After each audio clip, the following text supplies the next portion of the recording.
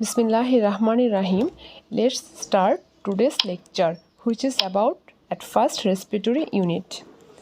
Respiratory unit is the terminal portion of respiratory tract, which include respiratory bronchiole, alveolar ducts, atria, and alveoli. This functional unit of lung is also called respiratory lobule or primary lobule or lung unit. This is the figure of respiratory unit. This figure taken from the book which is written by Cont and Hall. There are about 300 million alveoli in two lungs, and each alveoli has an average diameter of about 0.2 millimeter, which is the crucial for respiration, exchanging of oxygen and carbon dioxide with the surrounding blood capillaries. The alveolar walls are extremely thin, and between the alveoli is an almost solid network of interconnecting capillaries, which is shown in this figure. Indeed, because of extensiveness of pulmonary plexus, flow of blood in alveolar wall has been described as a sheet of flowing blood. This is the figure of respiratory unit. Thus, it is obvious that the alveolar gases are in very close proximity to blood of pulmonary capillaries. Further, gas exchange between alveolar air and pulmonary blood occur through membrane of all terminal portion of lung, not merely in alveoli. All these membrane are collectively known as respiratory membrane, which is also called pulmonary membrane. So, the definition of respiratory membrane is the exchange of gases between alveolar air and pulmonary blood occur through the membrane of all gas exchange area of lungs. These membrane are collectively known as respiratory membrane. The layers of respiratory membrane from inner to outer. At first, the layer of fluid containing surfactant. Secondly, alveolar epithelium. Thirdly, epithelial basement membrane. Fourth, a thin interstitial space. Fifth, a capillary basement membrane. Sixth, capillary endothelial membrane. This is the figure of respiratory membrane, which also taken from the book which is written by the Cont and Hall.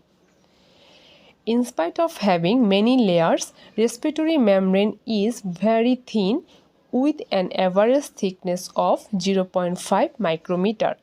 Total surface area of respiratory membrane in both lungs is about 70 square meter. Average diameter of pulmonary capillary is about only 8 micrometer, which means RBC, whose diameter is about 7.4 micrometer, that means RBC is squeezed through the capillaries. Therefore, the membrane of RBC is in close contact with capillary wall. This facilitates quick exchange of oxygen and carbon dioxide between blood and alveoli. So, the factors that affect the diffusion of gases are thickness of membrane, surface area of membrane, diffusion coefficient, which I describe later, and pressure difference of gas between two sides of the membrane. According to the Fick's law for diffusion, amount of substance crossing a given area is directly proportional to the area available for diffusion, concentration gradient, and a constant which is known as diffusion coefficient. So, the rate of diffusion is equal to area into concentration gradient into diffusion coefficient divided by thickness of the membrane. This is the formula of Fick's law. Here, negative sign indicates that diffusion occurs from a region of higher concentration to a region of lower concentration. D reduce when molecular size of diffusing substance is increased, and D increased when the size is decreased. That means smaller molecule diffuse rapidly from that of larger one. So, what is diffusion coefficient? The unit volume of gas is measured in millimeters, which diffuse through 1 square meter of membrane per minute when there is a pressure difference of 1 millimeter of mercury across the membrane. Diffusion coefficient is defined as a constant factor, which is measure of a substance diffusing through the concentration gradient. It also known as diffusion constant. It is related to the size and shape of the molecule of the substance. So, the diffusion coefficient depends upon the solubility of gas and molecular weight. The net effect is carbon dioxide diffusion is 20 times faster than oxygen. Later, I will discuss this. According to Fick's law, diffusion coefficient directly proportional to the difference in partial pressure of gas, surface area and solubility of gas, and inversely proportional to the thickness of the membrane and molecular weight of gas. Here we also know about the diffusion capacity, which means the volume of gas that diffuses through the respiratory membrane each minute for a pressure gradient of 1 millimeter of mercury.